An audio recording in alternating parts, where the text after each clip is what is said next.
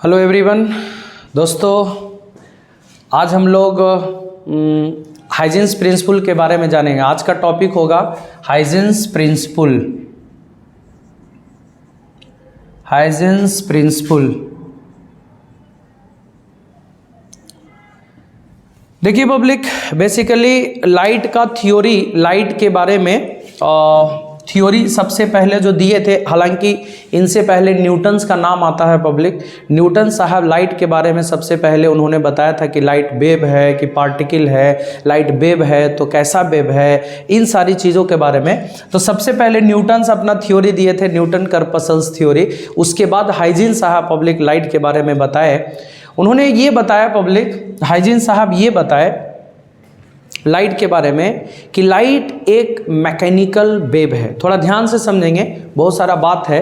Light एक mechanical wave है। Hygiene साहब बताए सबसे पहले लाइट के बारे में कि लाइट एक मैकेनिकल वेव है। लाइट एक मैकेनिकल वेव है, ठीक है। तो मैकेनिकल वेव है, तो मैकेनिकल वेव किसको कहते हैं? तो जिस वेव को एक जगह से दूसरे जगह जाने के लिए मीडियम चाहिए, उसको हम लोग मैकेनिकल वेव कहते हैं। तो पब्लिक वो बताए क्या कि लाइट एक वेव है, मैकेनिकल वेव है। मैकेनिकल वेव मतलब लाइट को मीडियम चाहिए होता है एक जगह से दूसरे जगह जाने के लिए। तो भाई वो बताए भी, मीडियम का नाम भी बताए वो। तो बोले कि पूरे ब्रह्मांड में ऐसा कौन सा मीडियम है ना, जो पूरे ब्रह्मांड में लाइट फैलता है। तो पूरे ब्रह्मांड में कौन सा? पूरे ब्रह्मांड में तो हवा नहीं है कि हवा के थ्रू लाइट फैल जाएगा पब्लिक। तो बेसिकली उन्होंने बताए पब्लिक, वो बताए क्या कि पूरे ब्रह्मांड में, पूरे यूनिवर्स में एक ईथर नाम का मीडियम है, ईथर। और वो ईथर ऐसा मीडियम है जिसका इलास्टिसिटी बहुत हाई होता है, इलास्टिसिटी बहुत हाई होता है और डेंसिटी बहुत लो होता है। मतलब ये डेंसिटी है जो लो होता है और इलास्टिसिटी बहुत हाई होता है, मतलब हाई इलास्टिसिटी और लो डेंसिटी। ध्यान रहे पब्लिक, एक ईथर नाम का मीडियम है जो पूरे ब्रह्मांड में फैला हुआ है, ऐसा हाइजीन साहब बताए थे। पूरे ब्रह्मांड में फैला हुआ है और ये ईथर नाम के मीडियम का पब्लिक इलास्टिसिटी बहुत ज़्यादा होता है और डेंसिटी बहुत कम होता है। तो बोले कि हाई इलास्टिसिटी और लो डेंसिटी, और स्पीड का फॉर्मूला होता है, स्पीड का वो E/ρ, माने इलास्टिसिटी बटा डेंसिटी स्पीड का फॉर्मूला होता है। ध्यान रखिएगा, इसको याद रखिए। तो E हाई है, लो है, हाई बटा लो हाई आएगा। तो पब्लिक स्पीड ऑफ लाइट जो हाई होता है इतना 3 × 10⁸ मीटर पर सेकेंड, वो बताए हाइजीन साहब कि इतना ज़्यादा स्पीड ऑफ लाइट क्यों होता है? क्योंकि वो जिस मीडियम से ट्रैवल करता है वो मीडियम बहुत ज़्यादा, उसका इलास्टिसिटी बहुत ज़्यादा होता है पब्लिक, और कम डेंस है, मतलब डेंसिटी बहुत कम है, जिसके वजह से उसका स्पीड क्या होता है? बहुत ज़्यादा होता है। ये हाइजीन साहब का कहना था। यानी according to Huygens, light is a mechanical wave which travels through the medium namely ether. वो ईथर नाम के मीडियम से होकर ट्रैवल करता है और वो मीडियम का इलास्टिसिटी बहुत हाई और डेंसिटी बहुत कम होने के वजह से स्पीड भी क्या होता है पब्लिक? बहुत ज़्यादा होता है। माने E/ρ बहुत ज़्यादा होगा। E बहुत ज़्यादा है, E बहुत कम है, तो हाई में लो से भाग देंगे तो पब्लिक हाई आएगा, माने ज़्यादा आएगा, इसलिए स्पीड ऑफ लाइट इतना ज़्यादा होता है। अब हाइजीन साहब कुछ लाइट का प्रिंसिपल बताए पब्लिक। उनका प्रिंसिपल क्या था, थोड़ा ध्यान देंगे। सबसे पहला प्रिंसिपल ये था, 4 गो प्रिंसिपल बताए थे। पहला प्रिंसिपल ये था कि every source of light is the source of disturbance. वो बताए क्या कि जो लाइट का सोर्स होता है वो डिस्टर्बेंस का सोर्स है। बेसिकली लाइट क्या है? वेव है पब्लिक। ये हाइजीन साहब बताए थे। हाइजीन साहब बताए थे लाइट एक प्रकार का वेव है। और वेव क्या है पब्लिक? एक प्रकार का डिस्टर्बेंस। आपको पता होगा कि अगर शांत जल में हम लोग पत्थर फेंकते हैं तो वेव प्रोड्यूस होता है। वो वेव एक प्रकार का डिस्टर्बेंस है। हमने शांत जल में पत्थर फेंक के उसको डिस्टर्ब कर दिया, वो एक प्रकार का डिस्टर्बेंस हुआ। तो मेरे कहने का मतलब ये हुआ कि हाइजीन साहब का पहला प्रिंसिपल यही था कि जो लाइट का सोर्स होता है, जहाँ से लाइट निकलता है, वो एक प्रकार का डिस्टर्बेंस का सोर्स है, जहाँ से वेव चारों डायरेक्शन में निकलता है। यानी आप कह सकते हैं कि लाइट का सोर्स डिस्टर्बेंस का सोर्स है ना। अगर ये मान लिया जाए लाइट का सोर्स है पब्लिक, तो डिस्टर्बेंस का सोर्स है जहाँ से वेव चारों डायरेक्शन में निकलेगा। आप देख सकते हैं चारों डायरेक्शन में निकल रहा है, ये देख सकते हैं पब्लिक। ये लाइट का सोर्स है और लाइट के सोर्स से चारों डायरेक्शन में लाइट निकलता है, ये डिस्टर्बेंस का सोर्स है। पहला उनका ये प्रिंसिपल था।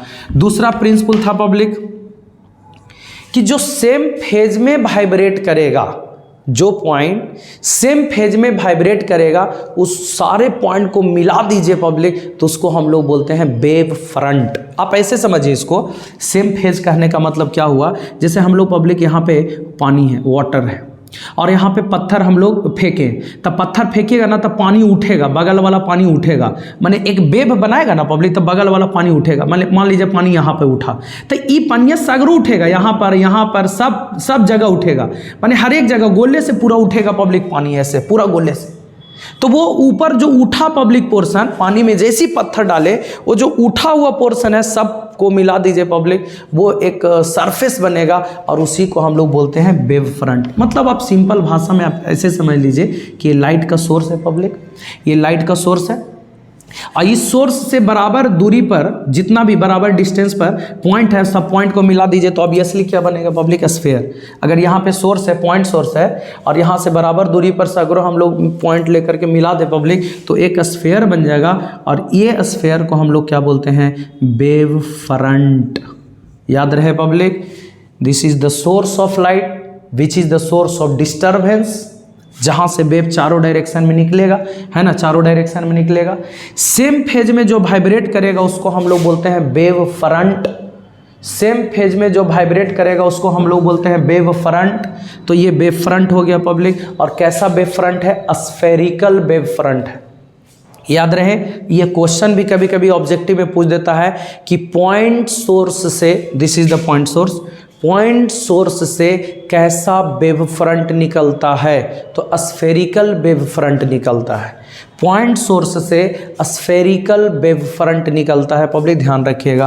तो this is the spherical wave front, spherical wave front, ये हो गया पब्लिक। अगर ऐसा सोर्स रहता लाइन सोर्स, तो लाइन सोर्स से बराबर दूरी पर पॉइंट लेते पब्लिक तो क्या बन जाता, सिलिंड्रिकल।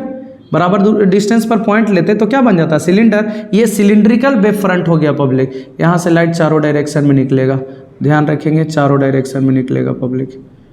यहाँ से चारों डायरेक्शन में लाइट निकलेगा, ये चारों डायरेक्शन में लाइट निकलेगा। तो ये this is the line source, और लाइन सोर्स से सिलिंड्रिकल वेव फ्रंट निकलेगा, सिलिंड्रिकल वेव फ्रंट। फिर से सुन लीजिए, हाइजीन साहब का पहला प्रिंसिपल था कि every source of the light is the source of disturbance. Light का सोर्स डिस्टर्बेंस का सोर्स है, जहाँ से वेव चारों डायरेक्शन में निकलता है, ठीक है। दूसरा है कि सेम फेज में जो वाइब्रेट करेगा उसको हम लोग बोलते हैं वेव फ्रंट। सेम फेज में जो वाइब्रेट करेगा उसको हम लोग बोलते हैं वेव फ्रंट। तो ये कैसा वेव फ्रंट है पब्लिक, स्फेरिकल वेव फ्रंट। ये cylindrical wave front, same phase में है पब्लिक, ये सिलिंडर पूरा, वो सिलिंड्रिकल वेव फ्रंट हो गया, ठीक है। फिर मैं आप लोगों को बता दूं तीसरा, ये वेव फ्रंट का जो पॉइंट है ना पब्लिक, फिर से नया सोर्स की तरह काम करेगा।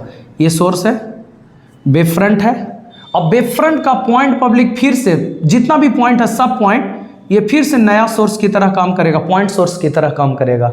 यहाँ से भी वेव स्फेरिकली निकलेगा, देख सकते हैं, यहाँ से भी वेव स्फेरिकली निकलेगा, देख लीजिए आप, यहाँ से वेव स्फेरिकली निकलेगा।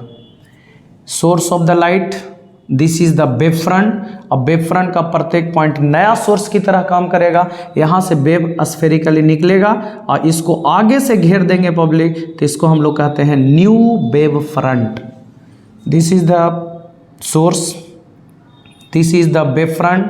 अब वेव फ्रंट का प्रत्येक पॉइंट नया सोर्स की तरह काम करेगा पब्लिक, जिसको हम लोग बोलते हैं सेकेंडरी वेवलेट्स। याद रहे, ये सोर्स हो गया, ये वेव फ्रंट हो गया, वेव फ्रंट हो गया, ये हो गया सेकेंडरी वेवलेट्स, सेकेंडरी वेवलेट्स हो गया, और आगे से जो घेरे हैं फॉरवर्ड इनवेलप, इसको बोलते हैं new wave front, new wave front. तो आप देख सकते हैं पब्लिक, आप देख सकते हैं यही था हाइजीन साहब का 4 गो प्रिंसिपल। फिर से एक बार रिकॉल करवा दें।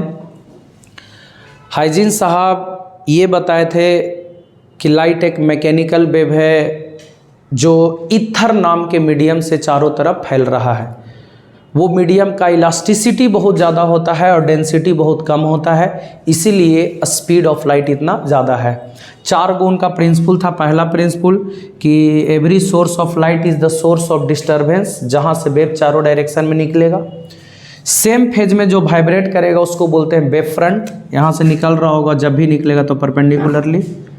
ये spherical wave front point source से, लाइन सोर्स से cylindrical wave front. Wave front का प्रत्येक पॉइंट नया सोर्स की तरह काम करेगा, जिसको हम लोग बोलते हैं सेकेंडरी वेवलेट्स, और उसको आगे से घेर देंगे पब्लिक तो वो कहलाएगा न्यू वेव फ्रंट। तो ये हाइजीन साहब का प्रिंसिपल था पब्लिक। हम लोग अगले लेक्चर में पब्लिक हम लोग सीखेंगे हाइजीन्स प्रिंसिपल के अनुसार लॉ ऑफ रिफ्लेक्शन और लॉ ऑफ रिफ्रैक्शन को कैसे निकालेंगे। Okay, thank you.